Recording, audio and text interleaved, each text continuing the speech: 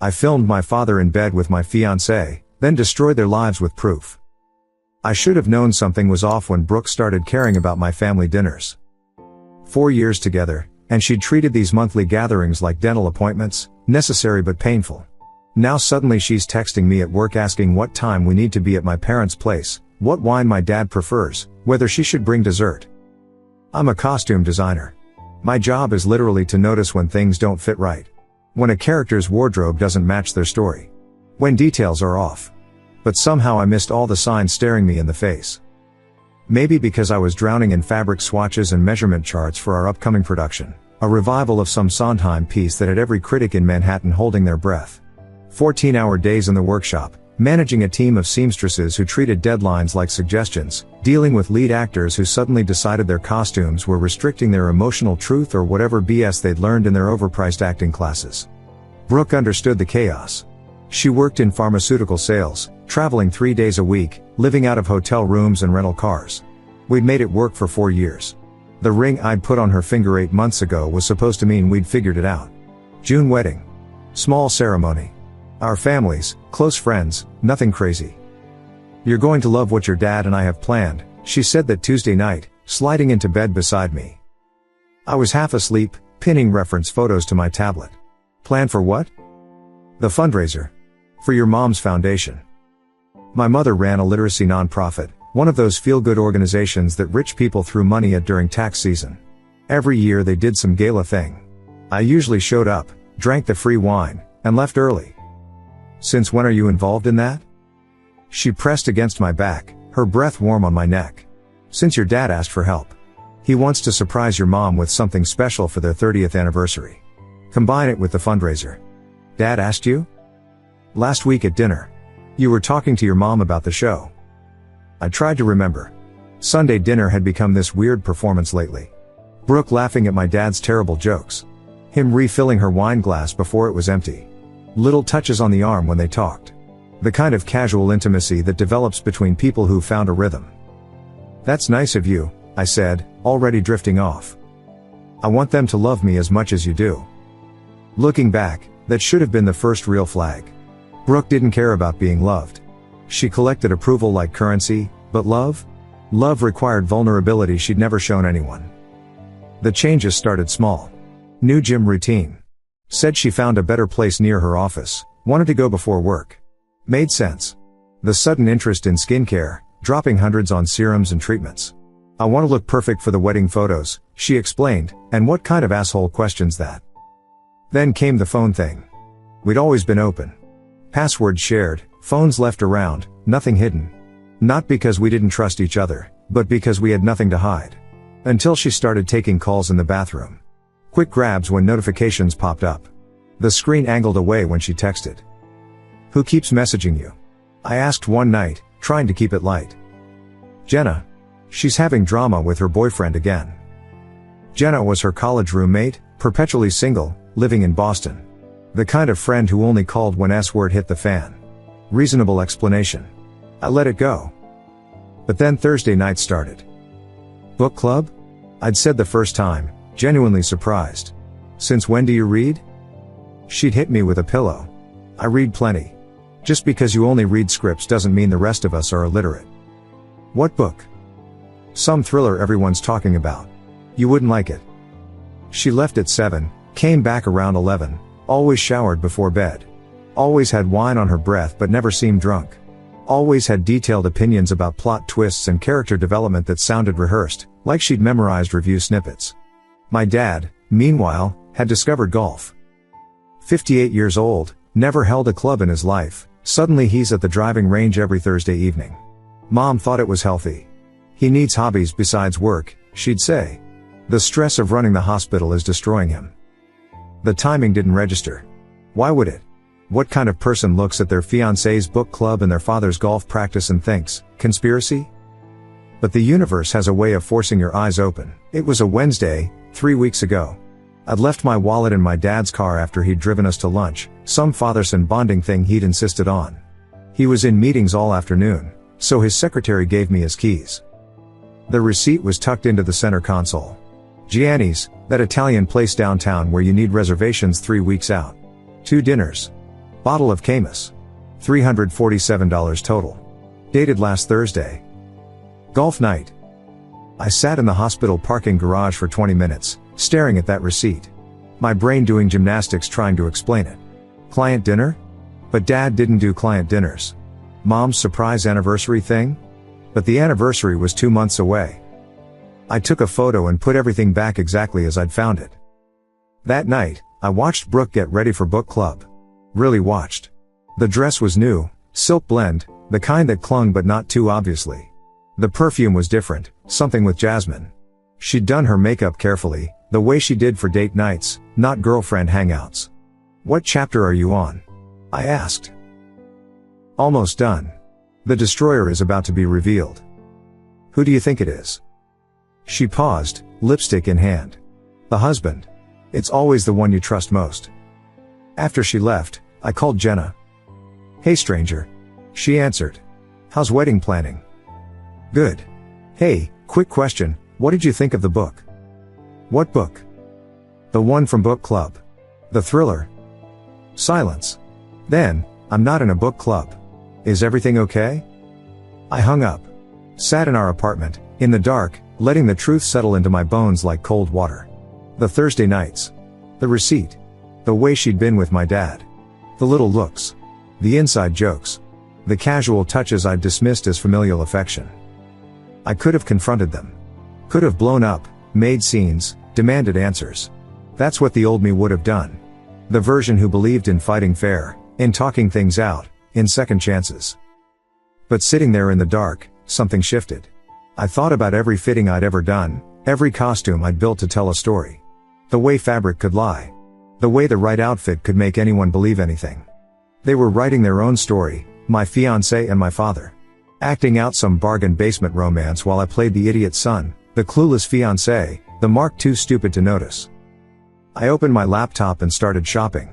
Not for costumes this time. For cameras. Tiny ones. The kind that looked like smoke detectors, phone chargers, everyday objects. The kind we used in the workshop to record actor movements for later reference. If they wanted to put on a show, I'd make sure to capture every performance. My phone buzzed. "Brooke. Book club's running late. Don't wait up. Love you." I texted back, "Love you too. Tell everyone I said hi." 3 dots appeared, then disappeared. Then, "Will do." I pulled up my dad's hospital website, found his calendar. Thursday evening, committee meeting, 7 to 10 p.m. Except I knew Jerry Morrison was on that committee. Played poker with him once a month. I texted Jerry, "Hey, Dad says you guys are reviewing budget proposals tomorrow night. Sounds brutal." Reply came quick, "What meeting? Committee doesn't meet again until next month." I deleted the conversation. Then I opened a new document on my laptop. Started writing down everything I'd noticed, every lie, every pattern. Dates, times, details. The kind of precision I used when tracking costume changes during a show.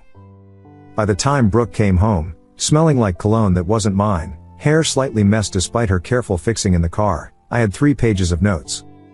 She slipped into bed beside me, her body warm from someone else's touch. "How was book club?" "Great. You should read it when I'm done." "Maybe I will." She kissed my shoulder, already drifting off, secure in her deception.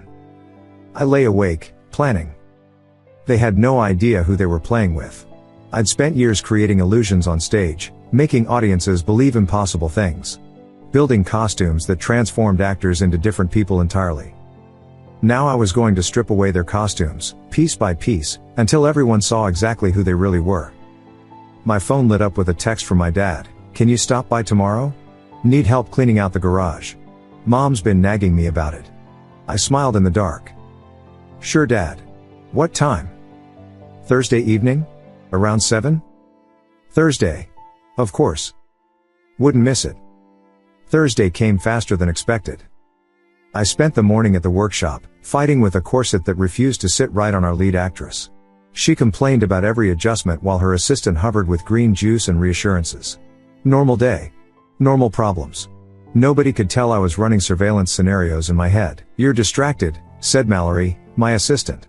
She had pins between her teeth and judgment in her eyes. "Just tired." "Wedding planning?" Something like that. Brooke texted me at lunch, dinner with the girls tonight. Don't wait up. The ease of the lie impressed me. No hesitation, no over-explanation. Just casual deception delivered with a kiss emoji. I responded, have fun. I'm helping Dad with the garage anyway. You're such a good son. That afternoon, I stopped by an electronics store. Not the big chain where they ask questions, the little spot in Chinatown where the guy behind the counter doesn't speak English until you're already walking out. Paid cash for 3 small cameras, battery packs, and a digital recorder that looked like a car key fob. The plan was simple. I wasn't trying to catch them in bed. That was amateur hour, emotional terrorism. I needed something cleaner. Conversations. Admissions. The kind of evidence that wouldn't just end relationships, it would salt the earth. My parents' house sat on 2 acres in Westchester, all manicured lawn and careful suburban perfection. Mom's garden was entering fall dormancy, Dad's new BMW parked in its usual spot. Everything exactly where it should be. Except Dad's golf clubs were in the trunk. Spotted them when I pulled up. There he is. Dad came out of the garage, wiping his hands on jeans I'd never seen him wear. Franklin Bauer didn't do manual labor. He had people for that. Place looks the same as always, I said. Your mother wants those old boxes sorted. 30 years of accumulation. We stood there, father and son, pretending this was normal. That he hadn't just invited me over during his supposed golf time. That I didn't know exactly why he wanted me here. Beer? He offered. Sure. We cracked open IPAs and started pulling boxes from metal shelving units. Old tax returns, my high school yearbooks, Mom's abandoned craft supplies. The mundane archaeology of family life. How's the show? He asked. Behind schedule, over budget. The usual. Brooke seems happy about the wedding planning. There it was. Her name in his mouth like he had the right to it. She's excited, I said, keeping my voice flat. Good. Good. She's good for you. The pause told me everything. That little catch where he almost said something else. Something true. We worked in silence for 20 minutes. I'd planted the first camera in the old toolbox, lens aimed at the workbench where we were sorting. The second went behind paint cans on the shelf. The recorder stayed in my pocket, running continuously. At 7:47, headlights swept across the garage windows. Dad's whole body changed. Straightened. Alert. The way a dog perks up when their owner comes home.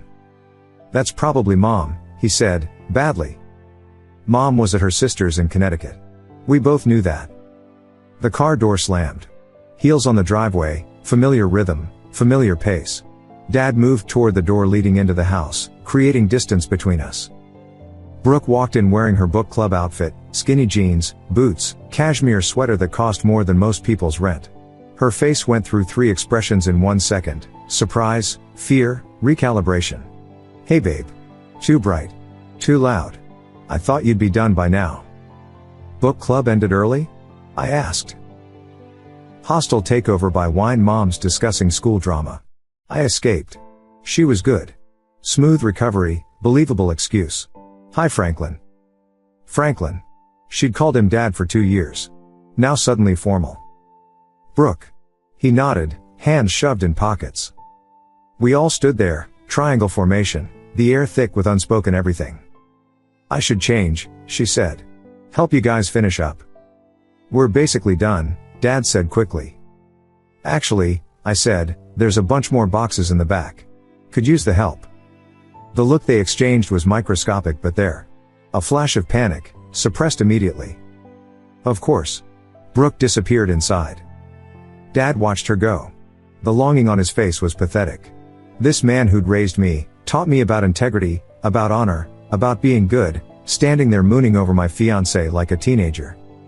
I should grab more bags, he mumbled, following her path. Alone, I pulled out my phone and checked the camera feeds through the app. Crystal clear video of the last 10 minutes. Their body language screamed guilt even in potato quality. They came back together 5 minutes later.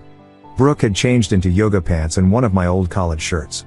Marking territory, maybe. Or reminding herself which team she was supposed to be on. We worked for another hour. They stayed on opposite ends of the garage, but I caught everything. Every glance. Every careful avoidance. The way she bit her lip when he lifted heavy boxes. The way he tracked her movements while pretending to read labels. Found something interesting, I announced, pulling out a photo album. Their wedding album. Mom and Dad, 1995. Young and stupid and presumably faithful. Look at that hair, I said, flipping through pages. Dad, you had so much of it. He laughed, uncomfortable. Different times. You guys look happy, Brooke said softly, standing too close to see properly. Her perfume was different. Something new. We were, Dad said. Past tense hanging in the air like a confession. I kept flipping. Their honeymoon in Hawaii. First house. My birth. The timeline of a marriage that was about to detonate. What would you have done different? I asked him. What? If you could go back. Change things. What would you do different? He stared at the photos, jaw working. I don't know. Maybe. Been more present. Paid attention to what mattered. Instead of what? Instead of whatever seemed important at the time. Brooke moved closer to him. Instinctive. Protective. Like I was attacking him instead of offering rope to hang himself with. We all make mistakes, she said. Some bigger than others, I agreed. My phone buzzed. Mom, texting from Connecticut, how's the garage going? Don't let him throw away anything important. I showed them the screen. Mom wants to make sure you're not trashing treasures. Dad's face went gray. Brooke studied her nails. Tell her it's fine, he managed. I typed back, Dad's being super careful. Treating everything like it's precious. I should go, Brooke said suddenly. Early morning tomorrow. It's 9 o'clock, I pointed out. Big presentation. Q3 reports. She kissed my cheek, quick, dry, performative. See you at home. I'll be late. Want to finish this? Another look between them. Dad shifted boxes unnecessarily. Don't work too hard, she said, already leaving. After her car pulled away, Dad deflated. You okay? I asked, all concern. Fine. Just tired. We worked in silence until 10, when he basically pushed me out. Said he'd finish tomorrow, that Mom would be home soon, she wouldn't, that I should get rest for work. I sat in my car down the street, watching through the camera feeds on my phone. 23 minutes later, Brooke's car returned. She went straight into the garage. Dad was waiting. They stood close but not touching, her hands gesturing wildly, him running fingers through what was left of his hair. I couldn't hear words but the body language was clear, panic, blame, reassurance. Then she grabbed his face and kissed him. Not a quick peck. Not a mistake. A real kiss, desperate and familiar, the kind that comes from practice. I screen recorded everything. They broke apart, foreheads touching, his hands on her waist. She was crying. He was stroking her hair, whispering something that made her nod repeatedly. Then she left again. He stood in the garage for another 10 minutes, staring at nothing, before going inside. I drove home in silence, evidence burning in my pocket like uranium. Brooke was already in bed when I arrived, fake sleeping with her back to my side. I showered, letting water run cold until my skin hurt, then crawled in beside her. How'd it go? She mumbled. Productive. Found a lot of interesting stuff. That's good. Hey, I said. Your presentation tomorrow. Which client? A pause. Baxter Pharmaceuticals. Thought they were Midwest territory. Isn't that Steve's region? Another pause. They're expanding. Makes sense. I stared at the ceiling, counting her breaths until they evened out.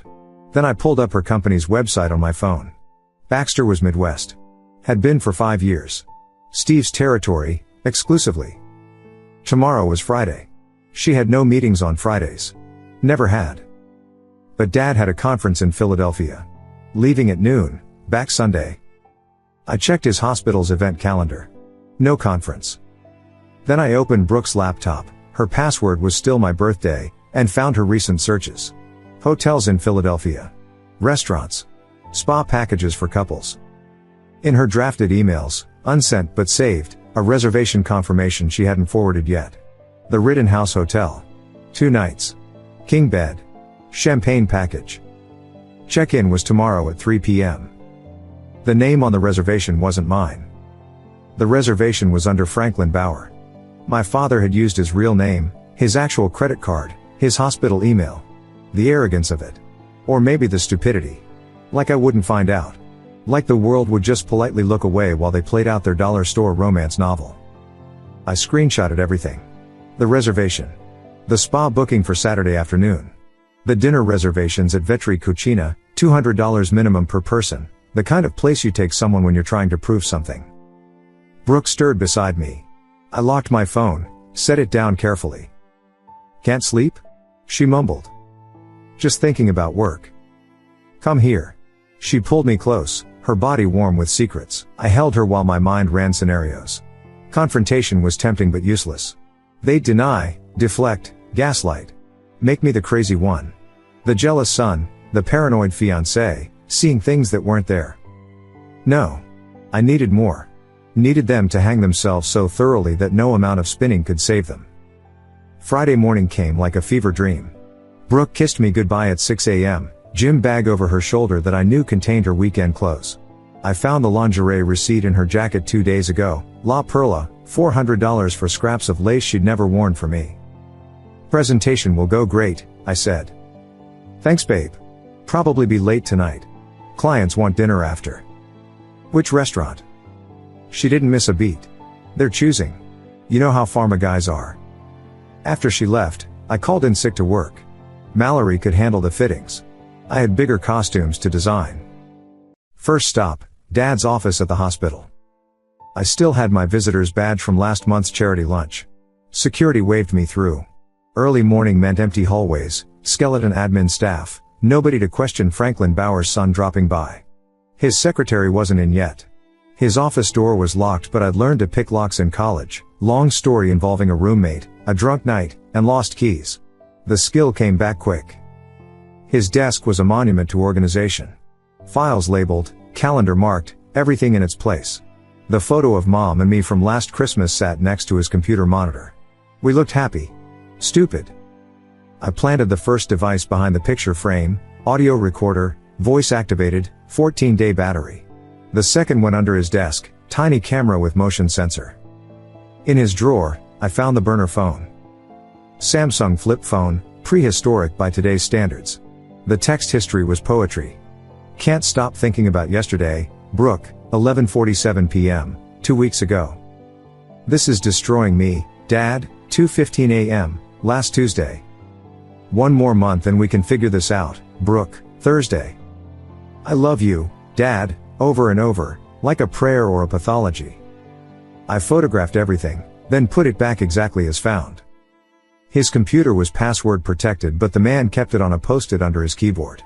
Columbia 1995. His graduation year. Brilliant. His personal email was a masterclass in middle-aged crisis. Apartment listings in Murray Hill. Divorce lawyer consultations.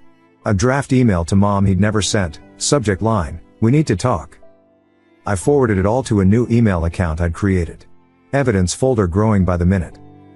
Then I found the folder labeled private. Inside, photos from their Philadelphia trip last month. The conference he'd attended. The customer visit she'd made. They'd been sloppy, using his phone to take pictures. Brooke on a hotel balcony in a robe. Dad raising a champagne glass. Both of them at dinner, her hand on his across the table, wedding ring nowhere to be seen. The metadata showed dates, times, locations. GPS coordinates placing them at the same hotel they'd booked for this weekend. I copied everything to a thumb drive. Before leaving, I checked his calendar. The official one showed Philadelphia conference, noon departure. But his desk calendar, the paper one he still used like it was 1995, showed something different. Dr. Morrison covering rounds. Back Monday. Jerry Morrison. Dad's friend who'd confirmed there was no committee meeting. I left everything as I'd found it and walked out past his secretary, who was just arriving with coffee. "Morning," she chirped. "Looking for your dad?" "Just dropped something off. He's in a meeting." "Oh, he doesn't have anything until..." "Department thing. Informal." She bought it. They always did when you sounded confident enough. Next stop, home. The apartment was a museum of our relationship. 4 years of accumulated proof that we'd been building something. Shared furniture, mixed books, photos from trips. All of it contaminated now. I went through her things methodically. Not ransacking, searching with purpose. Her passport was in the nightstand. No recent stamps, but tucked inside was a business card. Hartley and Associates, discreet investigations. The kind of firm you hire when you're planning something ugly. Her jewelry box had a false bottom, found that by accident when it rattled wrong. Inside, a second engagement ring. Smaller than mine, older looking. No inscription. Then I hit the jackpot. Her old laptop, the one she'd claimed died last year, was in the closet. Not dead, just replaced. She'd forgotten to wipe it. The browsing history went back 18 months. Searches starting innocent enough, Franklin Bauer Hospital Administrator. Then escalating, age gap relationships. How to know if an older man is interested. Leaving fiancé for his father. But the real treasure was in her Google Docs. Shared documents with someone using the email x@gmail.com. They'd been writing to each other. Long letters, the kind nobody writes anymore. Dad talking about feeling dead inside until she came along. Brooke describing the guilt but saying it was worth it. Both of them constructing this narrative where they were victims of circumstance, star-crossed lovers, meant to be. One document was titled after. It was a plan. Detailed.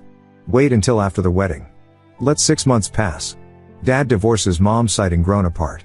Brooke leaves me for incompatibility. They wait another 6 months to meet at some charity function. Fall in love unexpectedly. Everyone saves face. Except they'd updated it 2 weeks ago. New plan, skip the wedding. Dad files for divorce first, claiming mom's emotional absence. Brooke breaks engagement citing my obsession with work and emotional unavailability. They still wait to go public but move in together secretly. Dad had already put a deposit on an apartment. Upper East Side. 2 bedrooms. The lease started November 1st. 3 weeks away. I sat on our bed, my bed now, reading their fantasy future. How they'd handle holidays, alternate years. What they'd tell people, the heart wants what it wants. How they'd deal with me, give him time, he'll understand eventually. The delusion was staggering. My phone buzzed. Brooke, heading into presentation. Wish me luck. I texted back, break a leg. Or both. LOL. Love you. I went to the workshop. Needed to pick up equipment and also needed to be seen, establish an alibi for later. Mallory was dealing with a catastrophe, someone had spilled coffee on the lead's Act 2 costume. Where the hell have you been? She snapped. Sick this morning. Better now. You look terrible. Thanks. You need help? We spent 3 hours fixing the damage. Normal work, normal conversations. I even laughed at her story about her dating disaster from last weekend. Nobody would guess I was building a bomb in my head. At noon, I left to grab lunch. Instead, I drove to Penn Station. Buying a ticket to Philadelphia with cash was easy. The train left at 12:47, arriving 2:15. Plenty of time to beat them there. But I wasn't going to Philadelphia. I walked through the station to the exit on the other side, where I'd parked a rental car yesterday. Paid cash for that too, under a name close enough to mine that my ID worked but different enough to create distance. The drive to Philadelphia took 2 hours. I made it in 90 minutes. The Rittenhouse Hotel was old money elegant, the kind of place that photographed well for affairs. I walked in like I belonged, heading straight for the elevator. Hotels never question confidence. Their room was 1247. I knew because Brooke had emailed herself the details. I also knew the hotel system, same chain where we'd stayed for her company party last year. The key cards could be cloned if you had the right equipment. Which I did. Theater people know the best prop masters, and prop masters know everyone. I made a copy of the master key I'd acquired through channels I won't specify. Tested it on a supply closet. Worked perfectly. Then I went to their room. It was perfect. Champagne already chilling. Rose petals on the bed because my father apparently got his romance education from 1980s movies. The view overlooked Rittenhouse Square, probably costing extra. I planted cameras everywhere. Smoke detector. Air vent. Behind the TV. Inside the lamp. High definition, motion activated, streaming directly to cloud storage. Not for intimacy footage. I wasn't making adult material. But for conversations. For the moments after, when people tell truth thinking they're safe. On the desk, I found Dad's laptop. He'd arrived early, set up his mobile office. The man couldn't take an intercourse vacation without bringing work. His email was open. A draft to his lawyer, Want to accelerate timeline. How soon can papers be ready?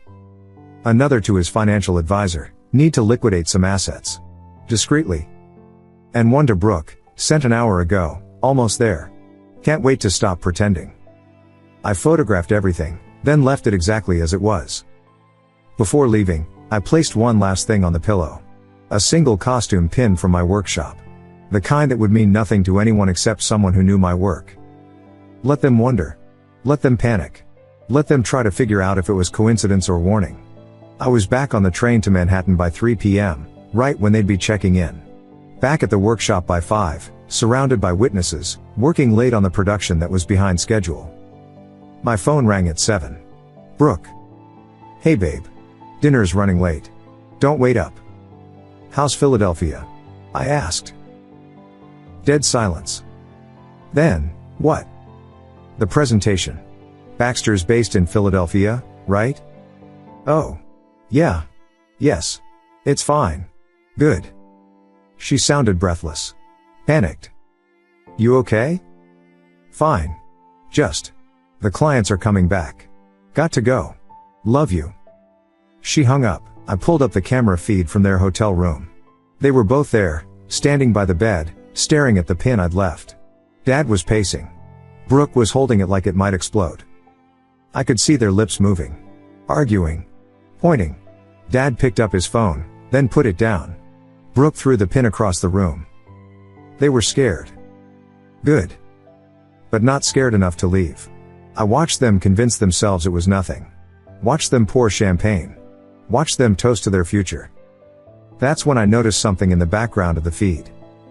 Brooke's phone was on the nightstand, screen up. A notification popped up that she didn't see. From Hartley and Associates. Surveillance report ready. Evidence package complete. Evidence package. Of what? Of who? Then another text appeared. From a contact labeled insurance. Everything's in place for Monday. He won't know what hit him. Monday. 3 days away. The text disappeared as the screen went dark, but I'd seen enough. They weren't just planning to leave. They were planning something else. Something that required surveillance, evidence, and someone who wouldn't know what hit them. And I had a sick feeling that someone was me. I watched them for 3 hours from the workshop. On my phone screen, they moved through their Philadelphia hotel room like actors who'd forgotten their blocking. Dad kept checking the corners, looking for something. Brooke had moved the pin to the desk, kept glancing at it like it might start talking. They weren't touching. Whatever mood that pin had destroyed was staying dead. You're gonna burn a hole in that screen, Mallory said, appearing over my shoulder. I locked the phone. Just checking reviews for tomorrow's show. Since when do you care about critics? Since never. Going home soon? She gave me a look. It's 10 p.m. We've been here since 7 this morning. Go home to your fiancé. If only she knew. I stayed another hour, making sure security cameras caught me leaving at 11:15. Then I drove to my parents' house instead of home. Mom was still in Connecticut. The house sat dark except for porch lights on timers. I still had my key from growing up. The alarm code was my birthday, these people and their sentimental passwords. Dad's home office was a shrine to success. Diplomas, awards, photos with minor politicians. The man who'd built a career on precision and discipline, now sleeping with his son's fiancée in Philadelphia hotels. His desktop computer had the same password as his work machine. Columbia 1995. Christ. I found the Hartley and Associates emails immediately. He'd been less careful here, maybe feeling safe in his own house. The investigation started 2 months ago. Subject, me. They'd hired someone to follow me. Document my schedule. My habits. My workshop visits. Looking for what? Affairs? Substance problems? Something to paint me as the villain in their story? The reports were thorough but boring. Subject arrived workshop 7:23 a.m. Lunch at Corner Deli, alone. Departed 8:47 p.m. Week after week of me being exactly who I was, a workaholic costume designer with no secrets worth finding. But last week's report was different. Subject exhibited agitated behavior. Multiple phone calls in private. Meeting with unknown woman at coffee shop, appeared intimate. Unknown woman. I scrolled to the photos. It was Mallory. We'd been reviewing designs, her hand on my arm as she pointed at fabric samples. The angle made it look like something else. The next photo, me hugging her after she'd gotten news her mom's surgery went well. They were building a case. Franklin and Brooke, preparing to paint me as the cheater. The deflection was so obvious it was insulting. I copied everything, then searched for more. Found a folder labeled contingency. Inside, videos. My stomach dropped. The first was Brooke in our bathroom, dated 3 weeks ago. She was filming herself in the mirror, crying. Makeup running. Her voice shaky. He grabbed me again today. I don't know how much more I can take. The next, her pulling down her shirt collar, revealing bruises on her shoulder. I try to cover them but it's getting worse. The bruises were makeup. Good makeup, professional grade. The kind we used in the workshop for fight scenes. I knew because I recognized the specific purple-green blend. It was our custom mix. She'd been in my workshop. Stolen my supplies. Used my own tools to frame me. More videos. Her documenting arguments we'd never had. Describing violence that never happened. Building a paper trail of abuse that existed only in these performances. And Dad was in on it. The last file was a draft statement from him. I've witnessed concerning behavior from my son toward Brooke.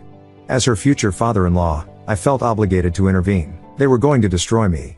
Not just leave, obliterate me first. Make sure I couldn't fight back, couldn't speak truth, because who'd believe the abuser? Monday. 3 days away. That's when they drop it all. I sat in my father's chair, in his office, surrounded by his achievements, and felt something cold crystallize in my chest. They wanted to play dirty? Fine. But they'd chosen the wrong opponent. I uploaded everything to my cloud, then added my own touches to his computer. Nothing dramatic. Just a few searches in his browser history. How to frame someone for domestic violence. Fake bruises tutorial. Penalty for false police reports. Breadcrumbs for later. Then I drove back to Philadelphia. It was 2 a.m. when I arrived. The hotel garage was mostly empty. Their rental car, a BMW because Dad couldn't help himself, was on level 3. I knew they'd be asleep. The room cameras showed them on opposite sides of the bed, the pin still on the desk like evidence at a crime scene. The hotel bar was closed but the night manager was at the desk. I approached with the confidence of someone who belonged. Room 1247. My keycard stopped working. He barely looked up. Name? Franklin Bauer. Click on his keyboard. I'll need to see ID. Of course. I pulled out my wallet, fumbled it. Cards scattered everywhere. S-word, sorry.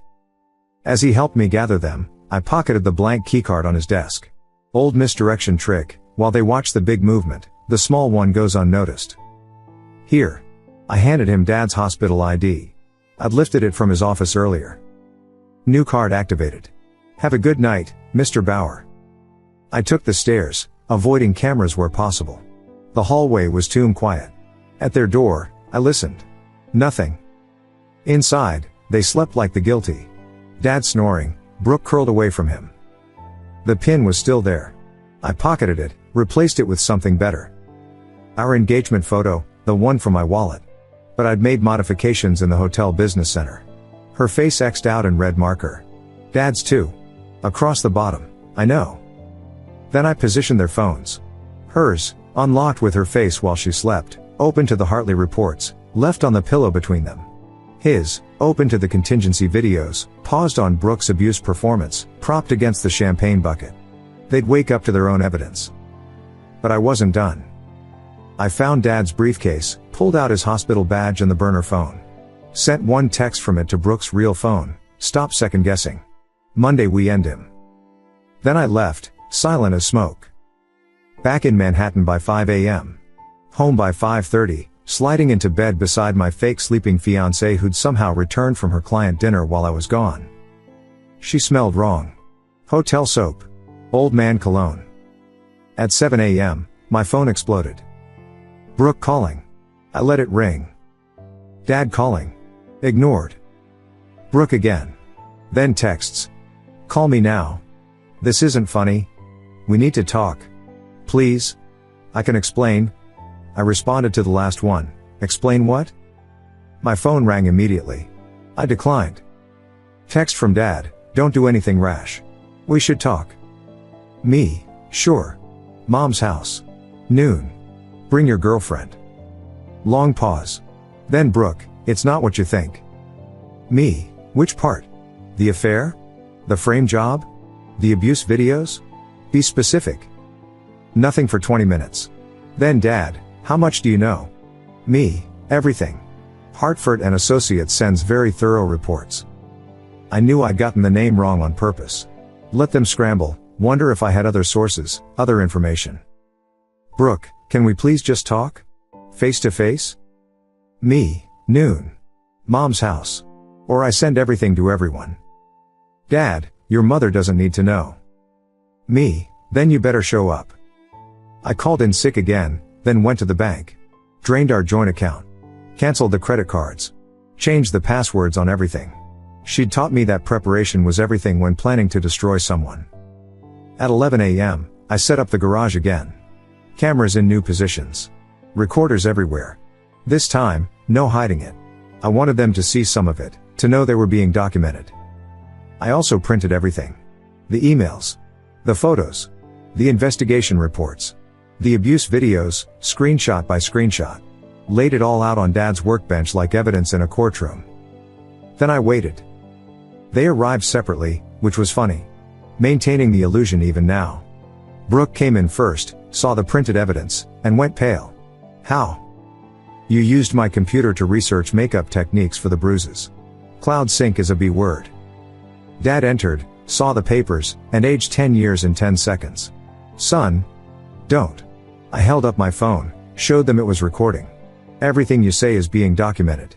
For my protection, since you were planning to have me arrested for domestic violence. We weren't, Brooke started. I played the video of her crying in our bathroom. Her own voice filled the garage. He grabbed me again today. That was just insurance, she said quietly. Insurance? Against what?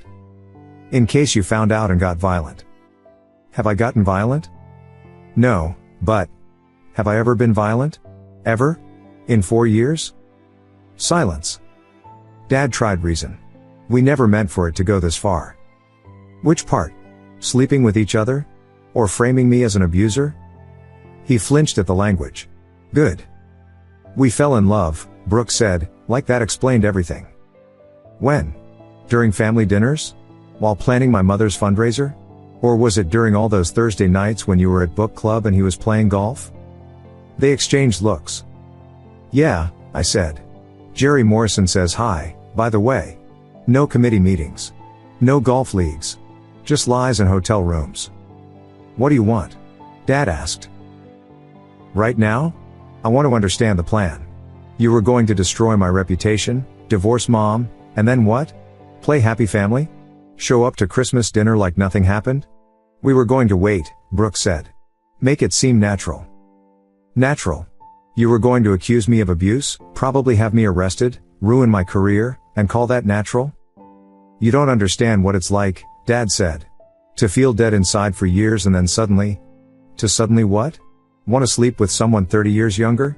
Your son's fiancée? Real poetic, Dad. It's not about sleeping together, he insisted. I laughed. Actually laughed. Right. That's why you booked the Rittenhouse honeymoon suite. Their faces told me they were wondering how I knew. Let them wonder. Here's what's going to happen, I said. You're going to watch as I send all of this to Mom. To your board, Dad. To Brooke's company. To every family member in our contact list. Wait, Brooke stepped forward. Or, I continued, you can do exactly what I say.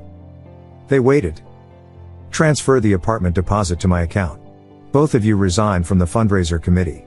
Brooke, you move out by tomorrow. Dad, you tell Mom everything. Not your version, everything. Including the false abuse allegations. That would destroy us, Dad said. That's the point. Please, Brooke was crying now. Real tears this time. There has to be another way. I pretended to think. Actually, there is. Hope flickered in their eyes. You could tell me about Plan B. They froze. Yeah, I said. I saw the file. The one titled Plan B, if he sees. What's in it? They looked at each other again. Longer this time. We don't know what you're talking about, Dad said. But Brooke's hand moved to her pocket. Involuntary. Protective. Her phone was in that pocket. Show me your phone, I said to her. What? Your phone. Unlock it and hand it over. That's private. Like our relationship was private? Like our trust was private? She pulled it out slowly. There's nothing. Then you won't mind showing me. She unlocked it, hesitated, then handed it over. I went straight to her hidden folder. Password protected. Code? I don't remember. It's your sister's birthday. Same as your laptop. Her face crumpled. I was right. I entered the code. The folder opened. One video file. Titled Plan B, if he sees. I clicked play. The screen showed our bedroom. Our bed. And on it. I stopped the video, my hands actually shaking for the first time. What is this? But I knew. God help me, I already knew. The thumbnail was enough. Brooke in our bed. But not with my father. With someone else. Someone younger. Someone who looked exactly like. Is that my brother? The garage went silent except for the hum of the overhead fluorescent. My brother. Kevin. 26 years old, financial analyst, lived in Boston, came home once a month for dinner. Clean cut, ambitious, the son who'd actually followed dad's blueprint for success. In the thumbnail, he was in my bed with my fiancée. Play it, I said. You don't want to see, Brooke started. Play it. She flinched. Dad stepped between us like I might get physical. The irony. I pushed past him and hit play myself. The video was from 2 months ago. I recognized the date because I'd been in Los Angeles for a costume conference. Brooke had stayed home, said she had quarterly reports due. Kevin had supposedly been visiting for Mom's birthday weekend. The video was clear. Not intimate, they were just talking, sitting on my bed, but the intimacy was obvious. Kevin's hand on her knee. Her leaning into him. Then audio kicked in. This is getting complicated, Kevin's voice. Everything's going according to plan, Brooke replied. Your dad's completely hooked. Once he makes his move, we document everything. And my brother? Collateral damage. He'll survive. Kevin laughed. That same laugh from family dinners. You're cold. I'm practical. Your dad has money. Real money. Not costume designer money, and when he figures it out. That's what the abuse allegations are for. Except we'll pivot, make it seem like your brother found out about me and Franklin, went crazy. Franklin was just trying to protect me. Where does that leave me? She kissed him then. Wherever you want to be. Maybe the grieving sister-in-law who needs comfort? I stopped the video. The garage spun slightly. I gripped the workbench. It was Kevin's idea, Dad said quietly. I turned to him. What? All of it.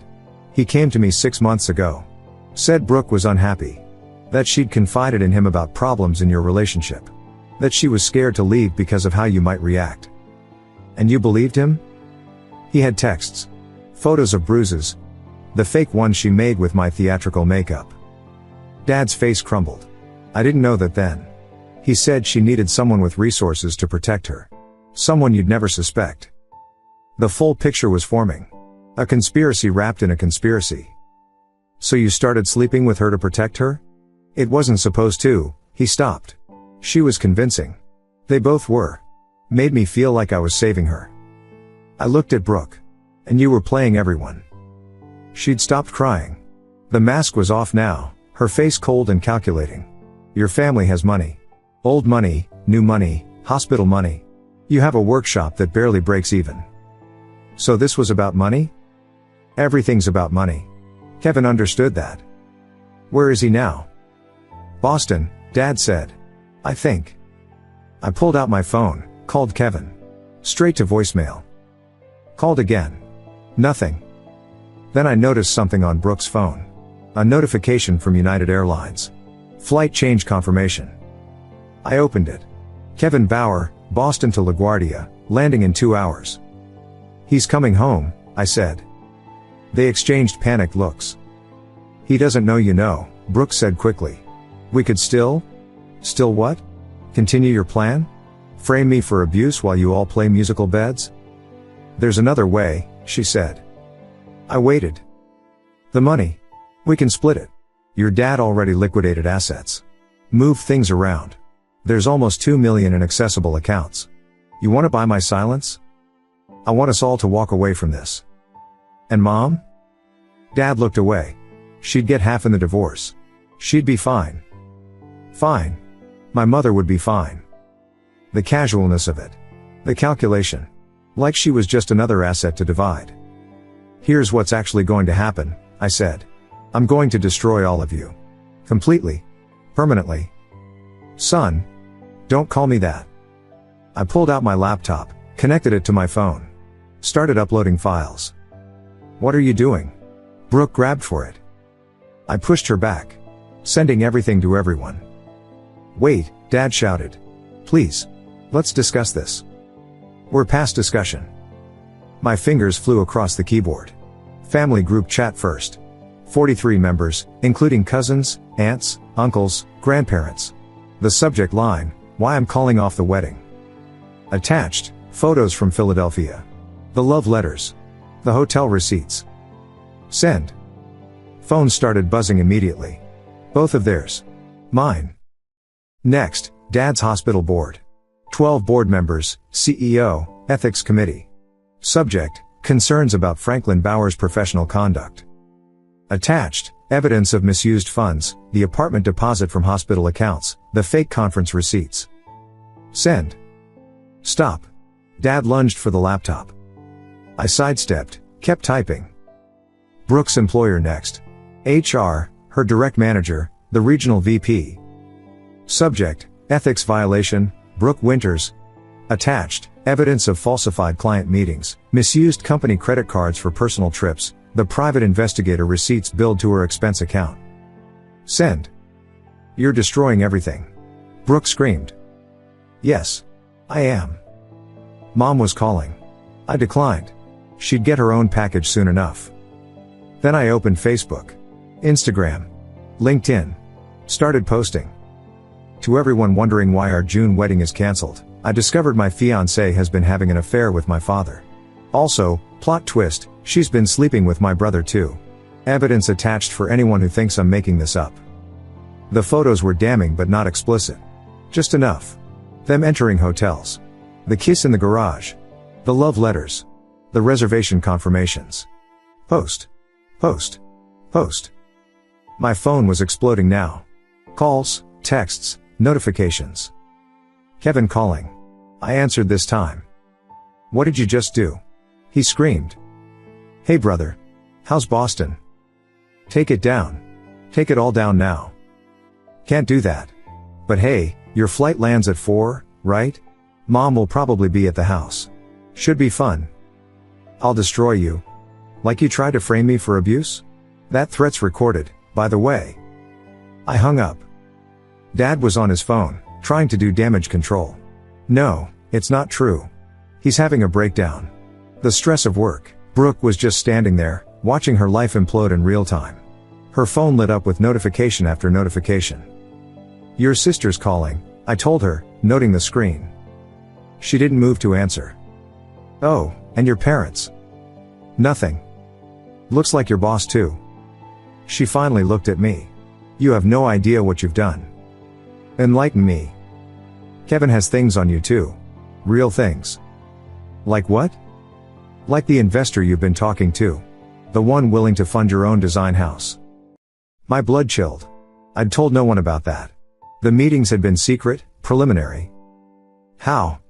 You think you're the only one who can investigate. Kevin's been tracking you for months. That investor? His company has mob connections. Money laundering. You take his money, you're complicit. That's not true? Doesn't matter. The feds have been watching him. Your name's already in their files just from the meetings. Kevin has the surveillance photos. You at dinner with known criminals. Dad looked up from his phone. What? Your perfect son, Brooke said to him, was about to take dirty money to start his business. Kevin was going to be the hero who exposed it. You'd lose everything, but at least the family would have Kevin to rebuild around. The layers of betrayal kept peeling back. You're lying, I said. She pulled up her email, showed me a forward from Kevin. Photos of me at dinner with Antonio Ricci, the investor who'd seemed too good to be true.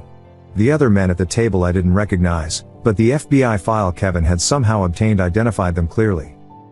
"He was going to destroy you anyway," she said. "We just gave him a better narrative." I stood there, laptop still in hand, watching my nuclear bomb explode while realizing I was standing at ground zero. "There's more," Brooke said quietly. Of course there was. "The woman. At the coffee shop. The one we photographed you with. Mallory. My assistant. She's not who you think she is." "What?" Brooke pulled up another file. "Kevin hired her. 6 months ago. Placed her in your workshop." "No. She's been feeding him information. Your schedules, your projects, your conversations. Every story you told her about us, about the wedding stress, about your doubts, she reported it all back." I thought about Mallory. 6 months of working together. Late nights. Inside jokes. The way she'd covered for me yesterday. "You're lying. Call her. Ask her where she worked before your workshop. Ask for references. See how she reacts." My phone was in my hand before I realized it. Mallory's number pulled up. But before I could call, a new text appeared. From an unknown number. A video file. I clicked it. It was security footage from my workshop. Last night, after I'd left, Mallory was at my workstation, photographing my design sketches with her phone. Then she moved to my computer, inserted a USB drive. The timestamp showed 11:47 p.m. The next clip, her meeting someone outside. The lighting was bad but the build was familiar. She handed over the USB drive, accepted an envelope in return. As the figure turned toward the streetlight, I saw his face. Kevin. My brother wasn't in Boston. Hadn't been in Boston. He was here. Had been here. And now he was walking up my parents' driveway, because through the garage window, I could see his car pulling in. He got out, saw us through the glass, and smiled. Then he held up his phone, showing me his screen. On it, an email drafted to the FBI. Subject line, Concerned Citizen Report, Anthony Ritchie Money Laundering. My name was in the first paragraph. His finger hovered over send. "Now," Kevin called out, walking toward us, "let's discuss who's really getting destroyed today." Behind him, another car pulled up. Mom's car. She was home from Connecticut. Mom got out of her car slowly, like she was moving through water. She'd seen the family group chat. The evidence. Everything. Kevin reached her first, the concerned son. "Mom, don't believe. Get away from me." Her voice was ice. She walked past him, past all of us, into the house. We heard the door lock behind her. Kevin's smile flickered but held. "Well, this is cozy."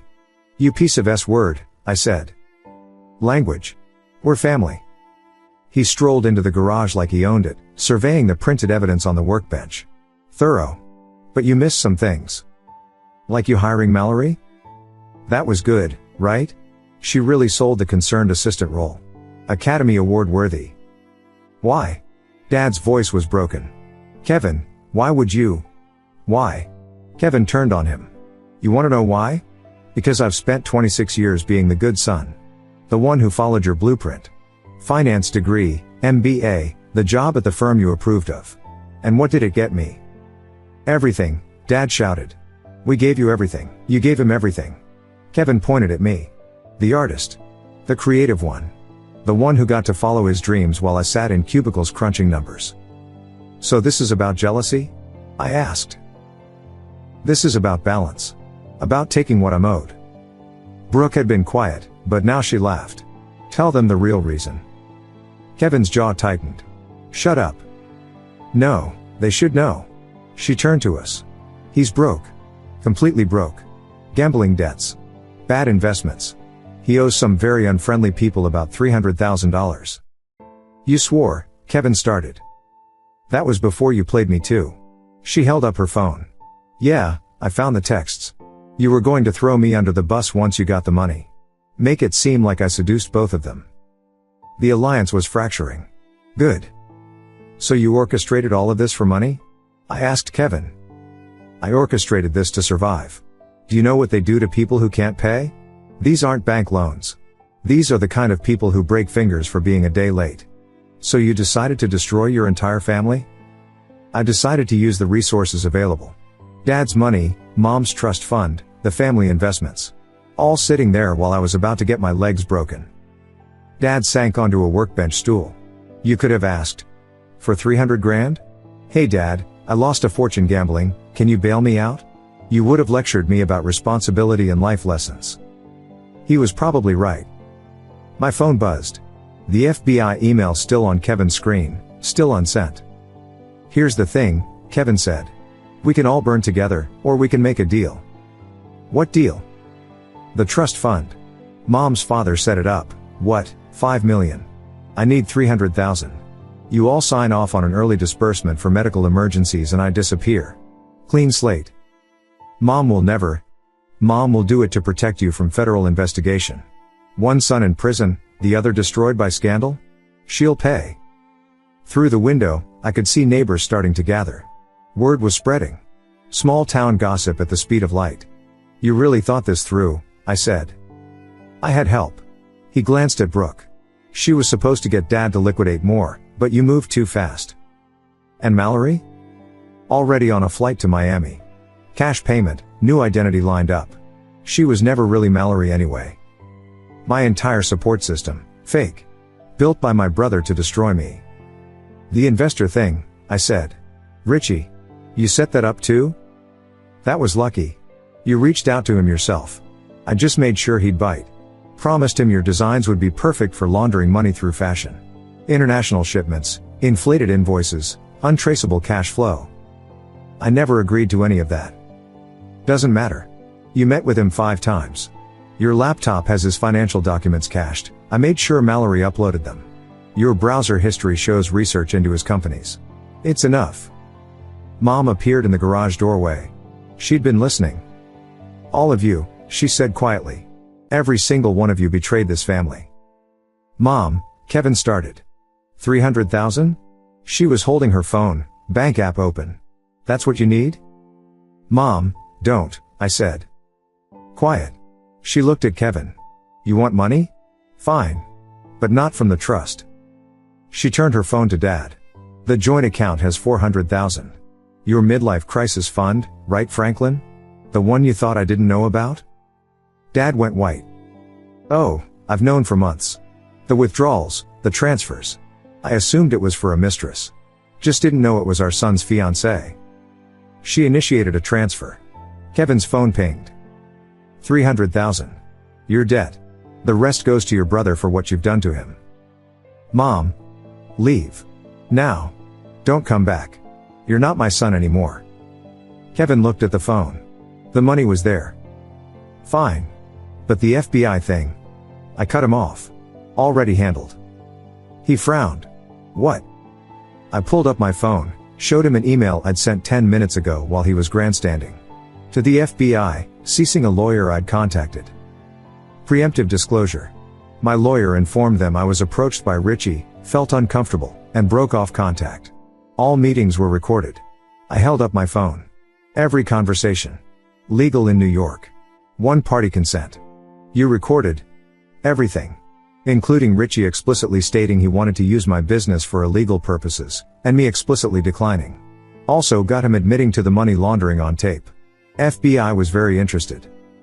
Kevin's face went through several emotions. You're lying. I played a snippet. Richie's voice, the fashion business is perfect for moving money. You understand? My voice, I'm not interested in anything illegal. This meeting is over.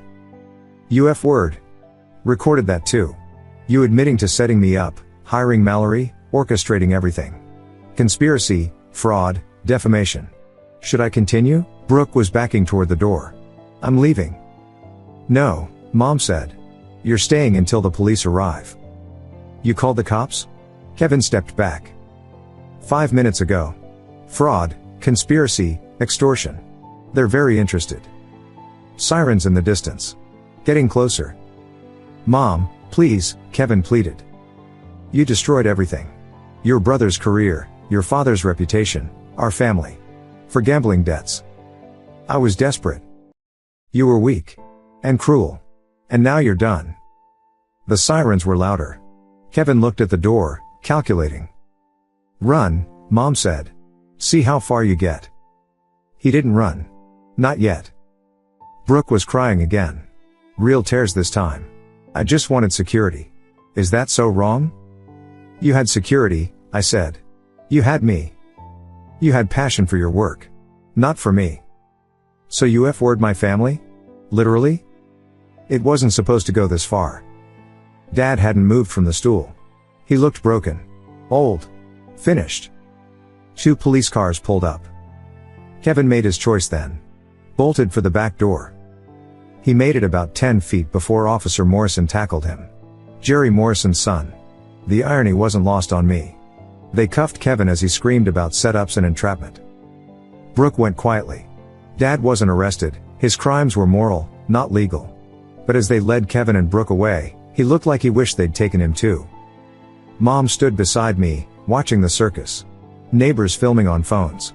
Our family's destruction going viral in real time. The workshop videos, she said quietly. Of Mallory. You found them? This morning. Hidden in Brooke's cloud. There's more. I looked at her. She pulled out her iPad, opened a file. Your father's been sloppy for longer than you think. The file was full of emails. Screenshots. Dating back 2 years. Not just Brooke. 3 other women. All younger. All paid off with family money. You knew? I've known about the affairs. I stayed for you boys. But this? She gestured at the chaos. This is different.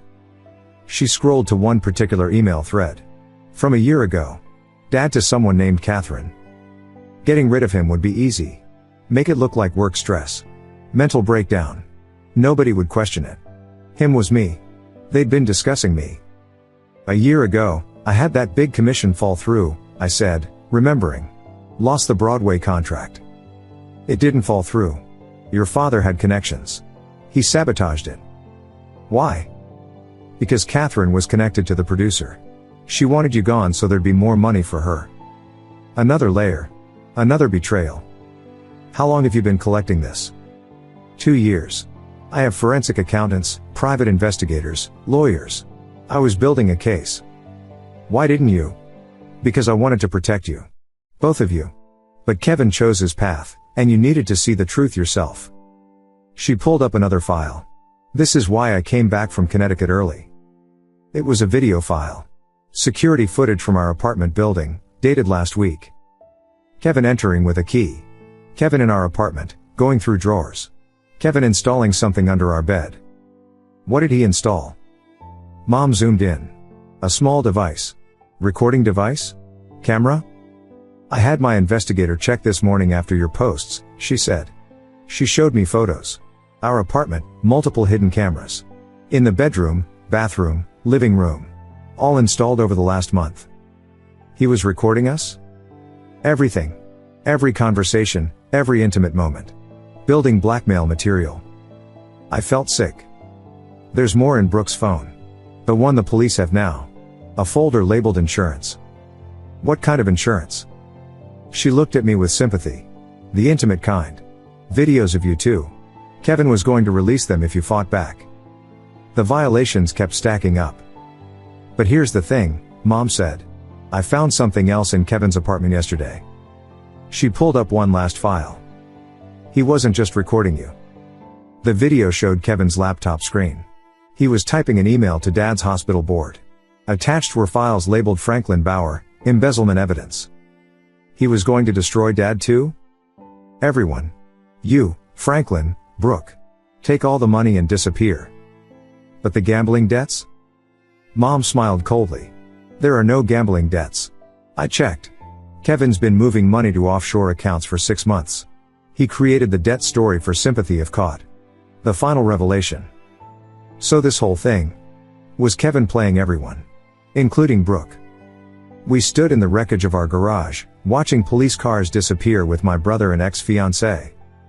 What now? I asked. Now you rebuild. The FBI cleared you, your reputation will recover. The workshop is yours free and clear. And Dad? We looked at him, still frozen on the stool. That's his choice, Mom said. She handed me a flash drive. This is everything. All the evidence, all the recordings, all the files. Your insurance policy. I took it. Why give this to me? Because there's one more thing. She pulled up her phone, opened a message from an unknown number. Just received. A video file. The thumbnail made my stomach drop. It was me. In my workshop. But not alone. With someone who wasn't Brooke. Someone whose face I recognized but couldn't have predicted. The timestamp was from 3 months ago. Before I'd suspected anything. Before the paranoia started. That's not possible, I said. I know, Mom said. It's a deepfake. Very good one. How can you tell? Because the woman in that video died 5 years ago. I looked closer. She was right. The woman was Aunt Patricia, Mom's sister who'd passed from cancer. Kevin made this? No. Someone else. Someone still out there. Who? Mom turned the phone, showing the sender's message. Game isn't over. Check your father's laptop. Password is your real birthday. My real birthday? What does that mean? Mom's face was stone. You were born December 15th. But your birth certificate says December 10th. Why? Because you were premature. 5 days that mattered for insurance and medical leave. So only 4 people knew the real date. Me, the doctor who delivered you, your father. She paused. And your biological father. The world tilted. What? Franklin raised you. Loved you. But he's not your biological father. Everything I thought I knew shattered. Again. Who is? Before she could answer, Dad's laptop chimed from the workbench. A notification. New email received. Subject, ready to meet your real father? The sender's name made my blood freeze. Antonio Ricci. The investor with mob connections. The one I just reported to the FBI. Who'd apparently been playing a longer game than anyone realized. Thank you so much for watching until the end. If you really like our videos, please don't forget to like, share, and subscribe. Have a great day.